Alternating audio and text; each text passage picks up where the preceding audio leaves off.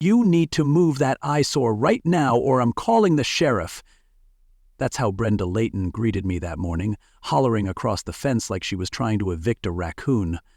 I was standing on my own front porch, mug in hand, watching steam rise from my coffee like a warning flare. My ranch, my truck, my dirt road, and here she was, suburban royalty in yoga pants and a temper, waving her phone like a sword and threatening to call the law. What Brenda didn't know, bless her clipboard-loving heart, was that the sheriff she was so eager to summon happened to be my son, which meant she'd just stepped on a landmine wrapped in pearls. Leave a comment below and let us know where you're watching from. If you love wild, true-feeling stories packed with twists, justice, and just the right amount of HOA chaos, don't forget to hit that subscribe button. Tomorrow's story is even more jaw-dropping, and trust me, the surprises coming next, you won't want to miss them. Now, before you think I'm being dramatic, let me explain the layout here. I've got 20 acres of Pine County soil, land passed down from my daddy, who got it from his. Every beam of the barn, every nail in the fence, every dent in that Ford F-150 parked beside it, that's family history, not code violation. I've been parking that truck in the same exact spot since the Clinton administration. Brenda, on the other hand, rolled in from Austin about 3 years ago, bought a McMansion 3 blocks over, and immediately started acting like Pine Hollow was some gated utopia instead of the patchwork town it really is. She brought big city drama and Home Depot clipboards to a place where most folks fix things with duct tape and prayer. What really burned her bacon wasn't the truck itself. It was the fact that I'd embarrassed her. Publicly. See, 6 months earlier she tried to hit me with an HOA violation for unauthorized structural visibility. I stood up at that town hall meeting, held up a yellow deed from 1951, and proved my ranch wasn't even in her jurisdiction. The county clerk confirmed it on record. I swear her face turned the color of a microwaved beet. That was the day the war started. And now here she was again, stomping up my gravel drive, phone camera ready, like she was reporting a felony instead of a parked pickup. I let her vent while I took a long, patient sip of coffee. "Morning to you too, Brenda," I said, squinting through the steam. "Just curious, what part of private property slipped past your HOA memo?" She curled her lip and jabbed toward the road. "Your truck is visible from the subdivision entrance. It's reducing property values.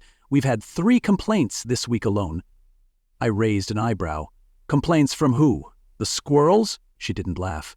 Instead, she started waving her phone like a badge. "It's also a fire hazard, blocking emergency access." The truck was 30 feet from the gravel road, and my driveway could fit a parade. But logic doesn't land well on folks who think authority is a personality trait. And just like that, I saw it. The glint in her eye, the twitch of her fingers, the tightening grip on those pearls. She wasn't just annoyed, she was hunting. Hunting for an angle, a loophole, a crack in the wall she could worm through. But what she didn't understand, and likely never would, was that this wasn't just a driveway dispute. This was about roots, history, and a kind of stubborn pride that doesn't fit neatly into suburban spreadsheets. I watched her stomp back to her SUV, tires spinning up dust like she'd accomplished something. That was the moment I knew this wasn't over. Brenda had just declared war on a rancher who'd already buried bigger problems than her, and whether she knew it or not, she'd picked the wrong truck to mess with. By lunchtime, my truck was famous. Brenda Layton had gone full HOA warrior and posted a long-winded manifesto on the Pine Hollow community page. 3 blurry photos of my F-150 taken from the road with dramatic zoom, followed by 4 paragraphs of overcapitalized nonsense about property values, visual obstruction, and non-conforming vehicular elements. She wrote like she was filing a Supreme Court brief, said my truck was an eyesore, a public menace, and possibly a deterrent to neighborhood peace. And because it's always more fun when you pretend you're doing it for the people, she wrapped it all in a candy shell of civic duty. "We must hold the line," she wrote, like she was defending the Alamo from a tailgate. I just sat there, at Rosalind's diner, sipping my coffee while folks gathered around their phones like they were reading scripture. Half the town was laughing, the other half holding their breath, waiting for my response. And believe me, I had one. Rosa Lynn, who'd been managing gossip in Pine Hollow longer than the internets existed, slid a manila folder across the counter like she was dealing blackjack. "Thought you might want to see what the Queen's basing her whole crusade on," she said. Inside was a printed copy of the Whispering Acres HOA bylaws, with pink tabs, red circles, and yellow highlights. "She tried this with Edna Ruth 2 years back," Rosa added, pouring more coffee. Claimed the flamingos in Edna's yard were psychologically disruptive. Edna sold her place to a traveling knife salesman out of spite. I grinned. I'd remembered those flamingos. Wore Santa hats in December, bikinis in July. Brenda nearly choked on her kombucha. But this was different. She'd gone from clucking at lawn decor to attacking the integrity of an old ranch. And she was counting on me to react like a threat. Messy, loud, and legally vulnerable. What she didn't count on? I know how to be quiet, calculated, and just petty enough to make a point. So I moved the truck 10 feet, just enough to bring it into plain view from the HOA entrance, but still well within my property line. Not a toe over.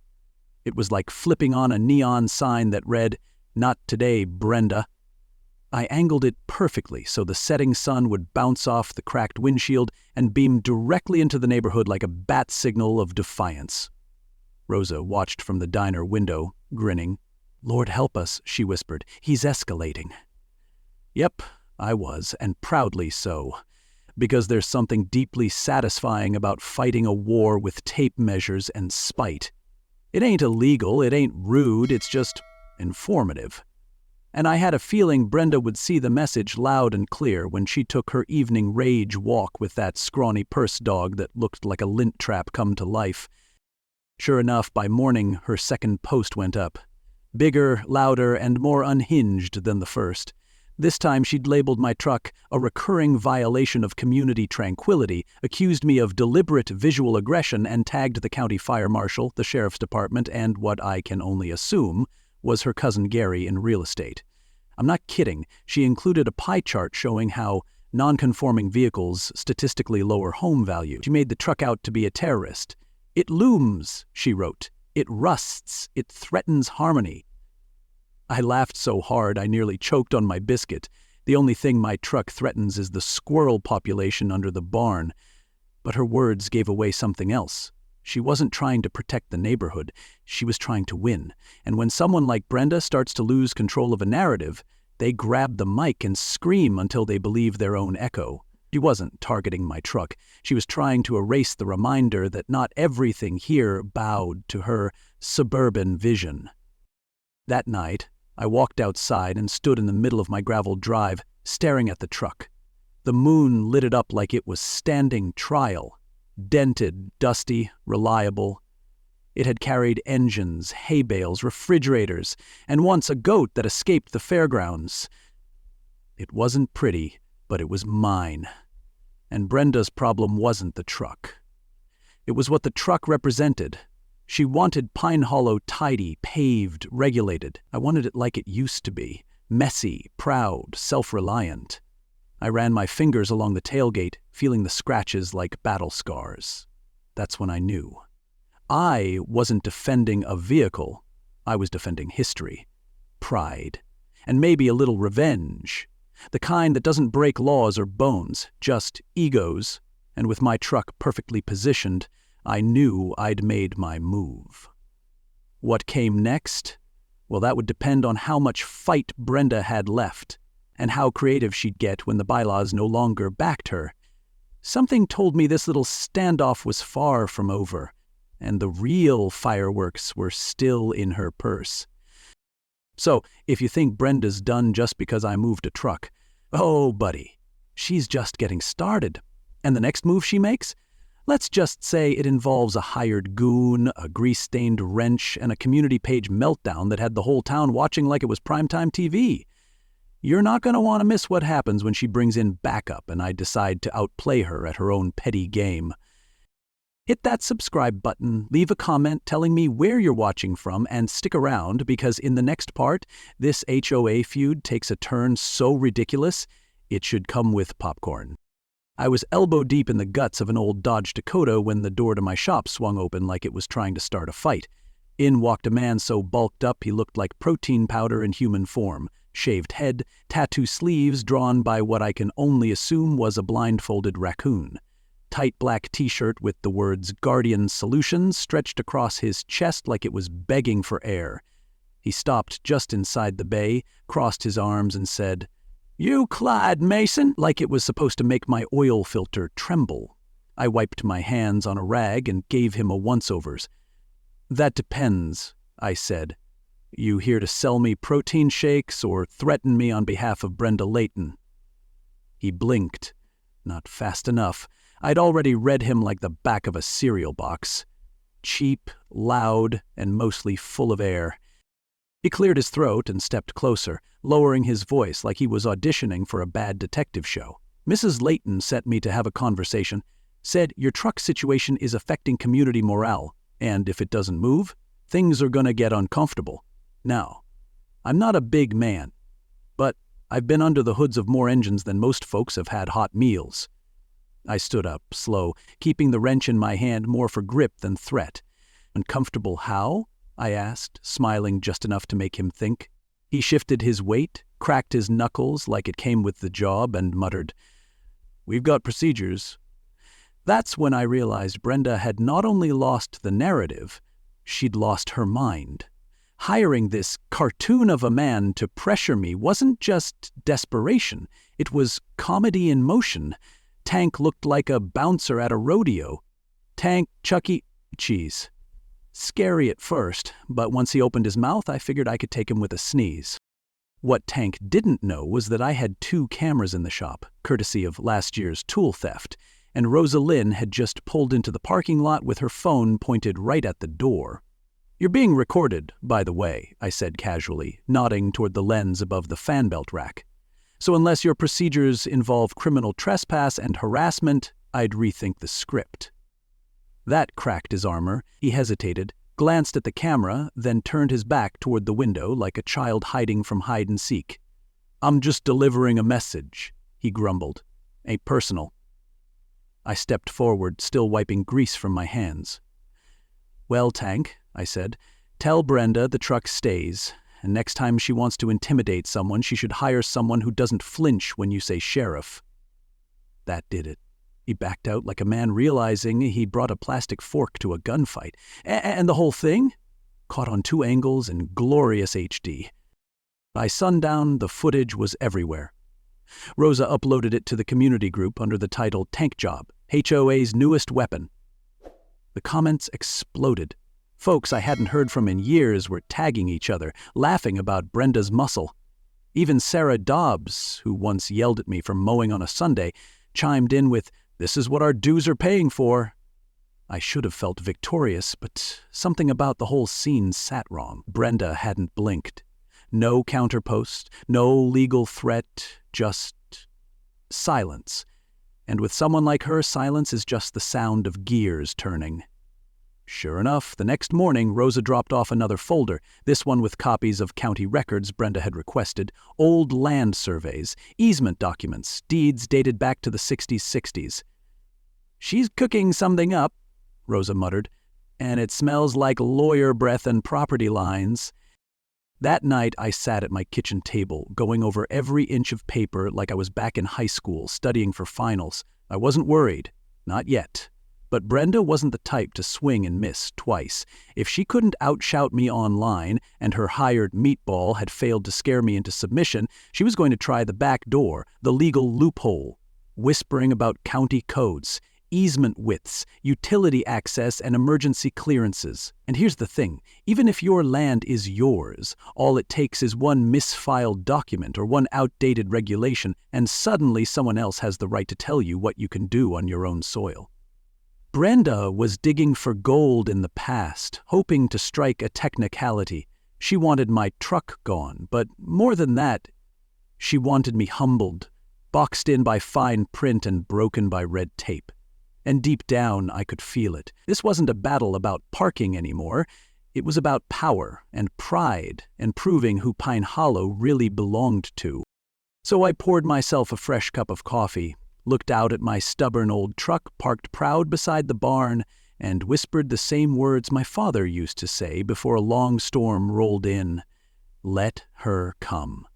Because when you've got nothing to hide and everything to lose, the best armor in the world is a paper trail thicker than a gossip column, and a town full of people who've seen your name spelled right for decades. Brenda was smart, no doubt, but she was about to learn what happens when petty power meets generational grit.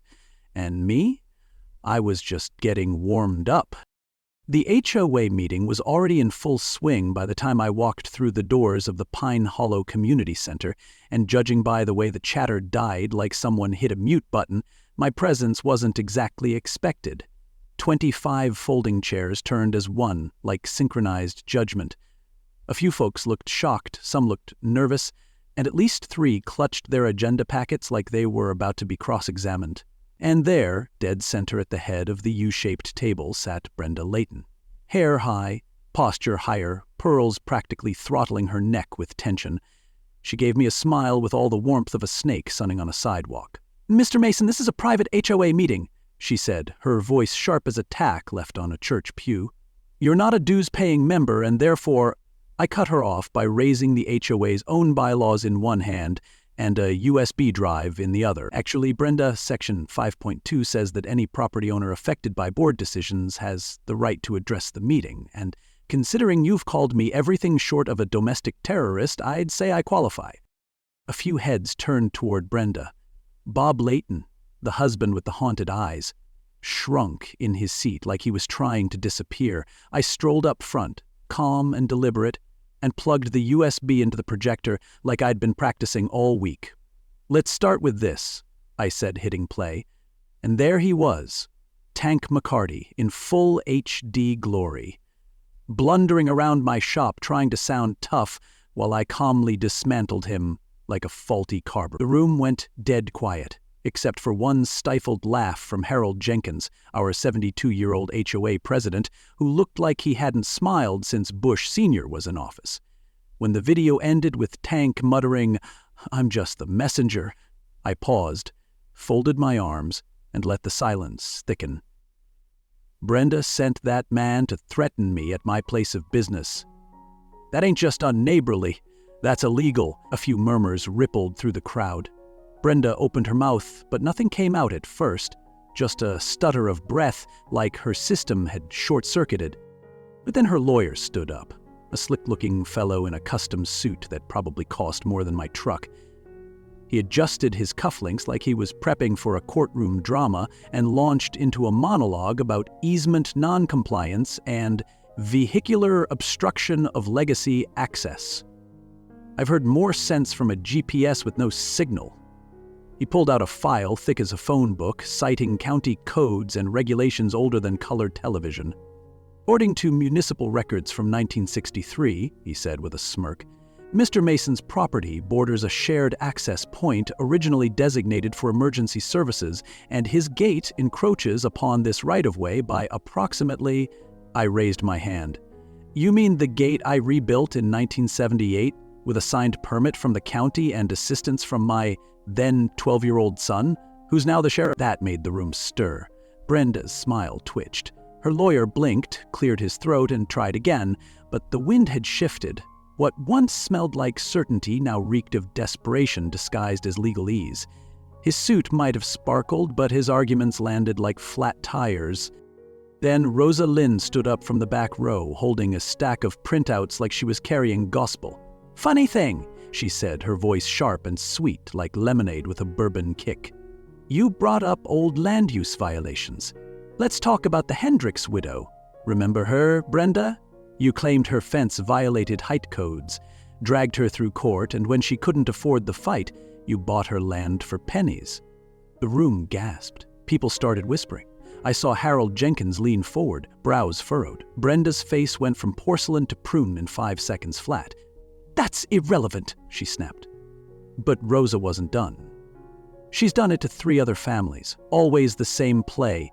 Dig up an obscure rule, wear 'em down, then swoop in with a low-ball offer. And now she's doing it to Clyde." The accusation hit the room like a cracked pipe.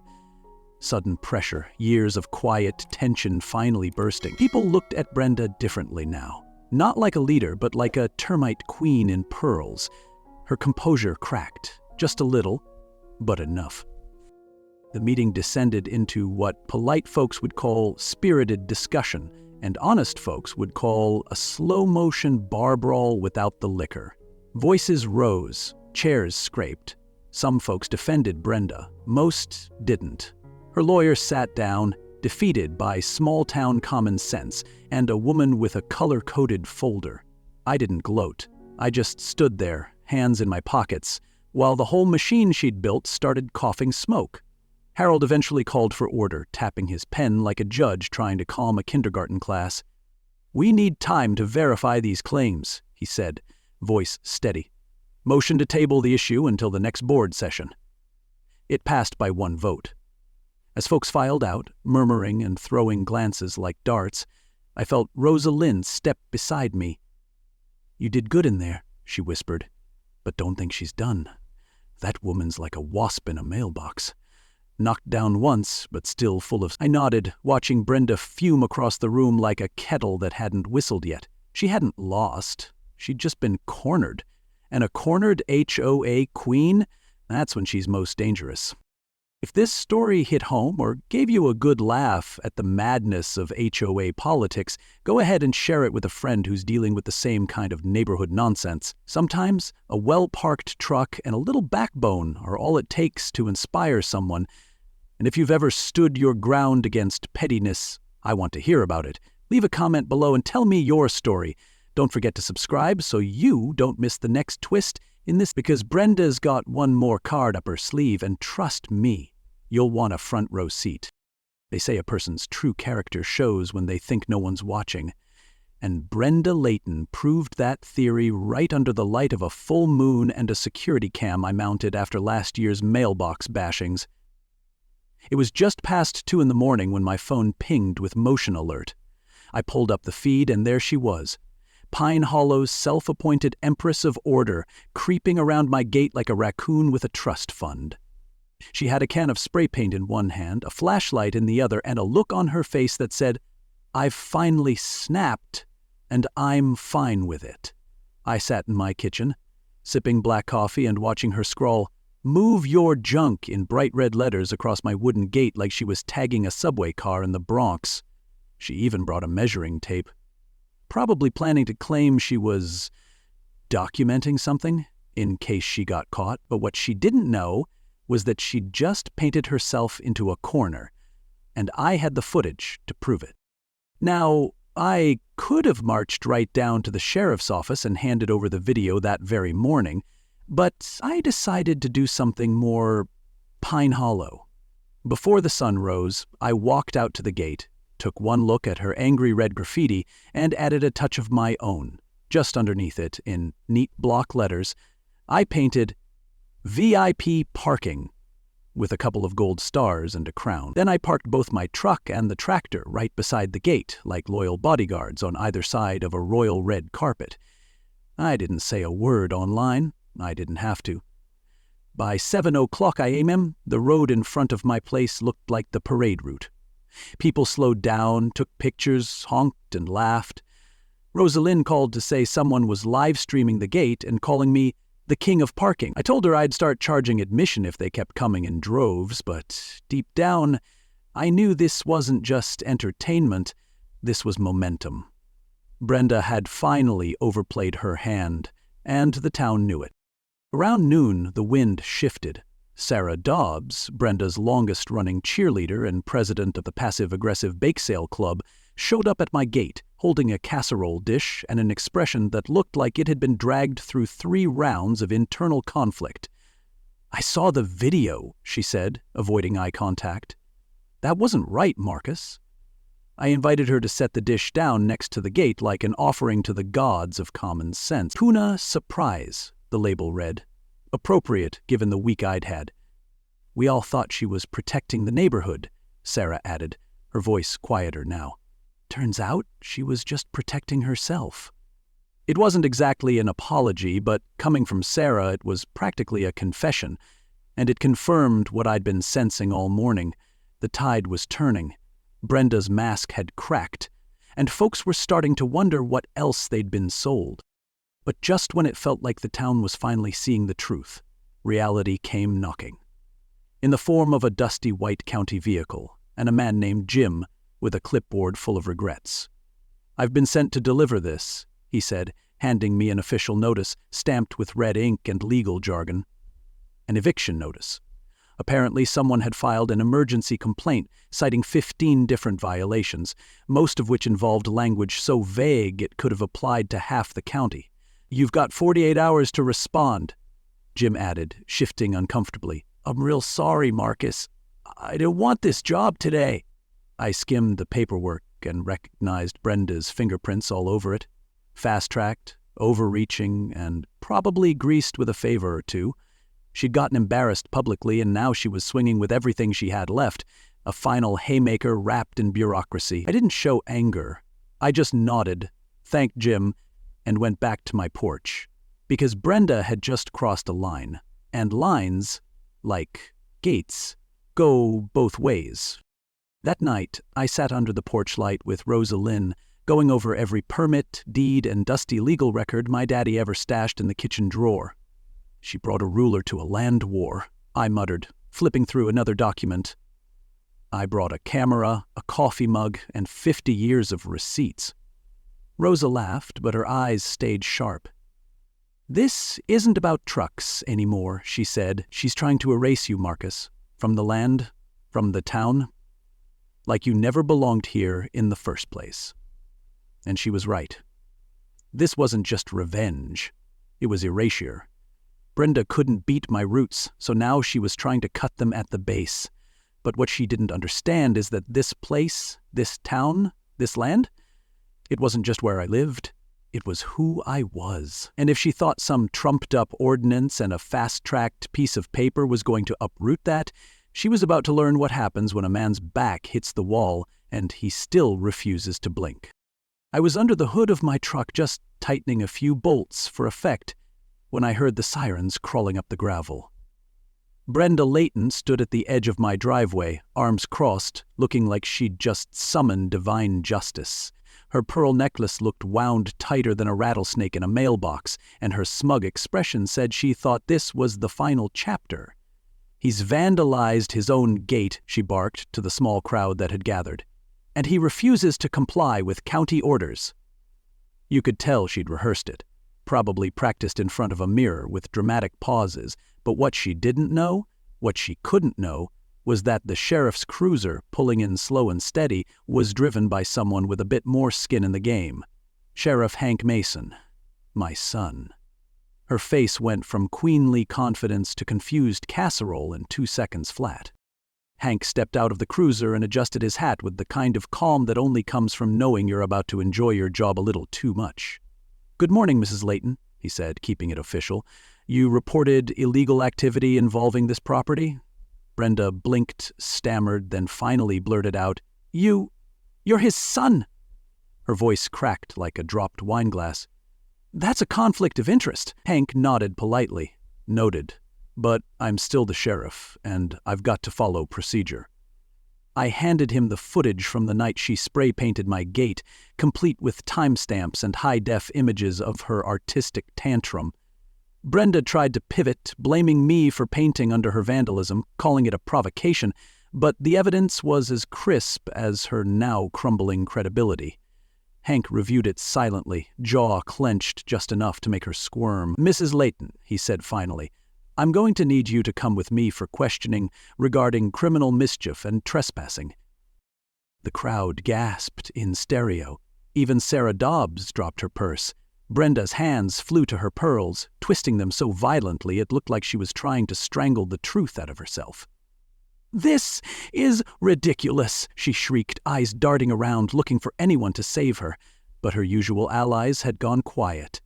Bob Layton, standing a few steps behind, cleared his throat and pulled out a folder. "There's more," he said, his voice steady for the first time in years. "HOA financial records, unauthorized withdrawals, private legal fees paid from community funds, even a personal security contract with a guy named Tank." Hank took the documents and scanned the highlights. Brenda looked at Bob like he'd just kicked her poodle. "How dare you?" she hissed. Bob didn't flinch. "You dared first." Her pearls snapped right then, one clean break, and beads scattered across the dirt like Judgment Day confetti. Each little clatter was a lie she couldn't untell. At the courthouse, things moved faster than anyone expected. The judge, old Harrison, had lived in Pine Hollow since before microwaves and knew everyone's business like it was printed on his morning paper. He reviewed the video, the records, and Brenda's prior complaints with a weariness that only comes from years of HOA-induced nonsense.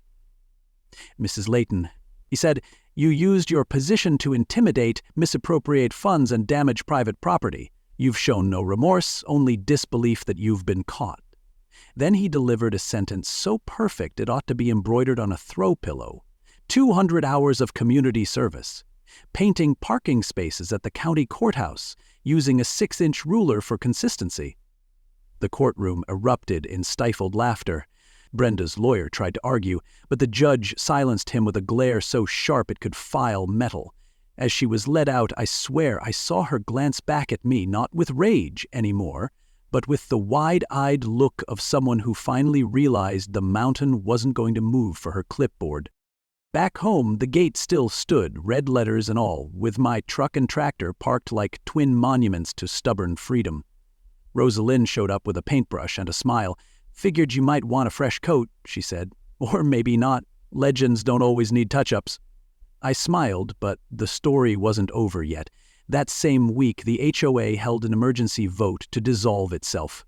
Harold, the board president, proposed a new group, the Pine Hollow Community Council, less enforcement, more neighborly effort. They asked me to join, and after a little arm-twisting and a promise that Rosa would bring her peach cobbler to every meeting, I agreed. First order of business, replacing Brenda's bylaws with things that actually mattered, like fixing the potholes and keeping the park swings from rusting. Second order, a new sign by my driveway, reserved for the king of parking, hand-painted by Rosa herself, with 2 little golden stars flanking the text. It's funny how stories live on in small towns. New folks move in sometimes. Bright-oaked and full of big plans, one of them mentioned forming a committee to regulate outdoor decor. Before anyone could respond, Harold just pointed to my gate and said, "Let me tell you a story." And that was that. I still fix engines in my shop, drink coffee on the porch every morning, and wave at cars slowing down to snap pictures of the now legendary gate. And somewhere out there, Brenda Layton is probably applying for a new HOA position, unaware that the internet never forgets, and neither does Pine Hollow. But me? I'm good. Because in the end, it wasn't just about a truck or a gate, it was about a principle. That a man's land is his legacy.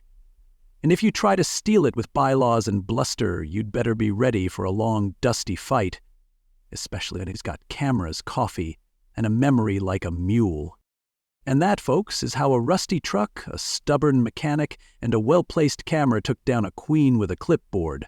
Not with fists, not with lawyers, but with truth, patience, and a town that finally remembered what mattered.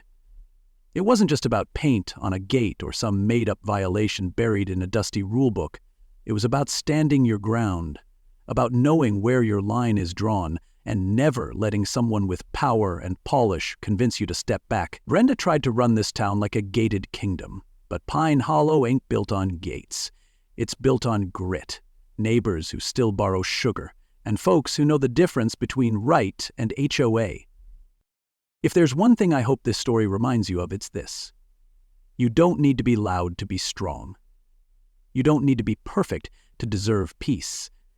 And when someone tries to shame you out of your own place in the world, you have every right to park your legacy right where it belongs. Sometimes justice takes the form of a courtroom. Sometimes it takes the shape of a sign that says, "Reserved for the king of parking." So if this story meant something to you, if it made you laugh or nod your head or think of that one person who's still fighting the good fight, share it with them. Let them know they're not alone. Leave a comment and tell me what this story brought up for you.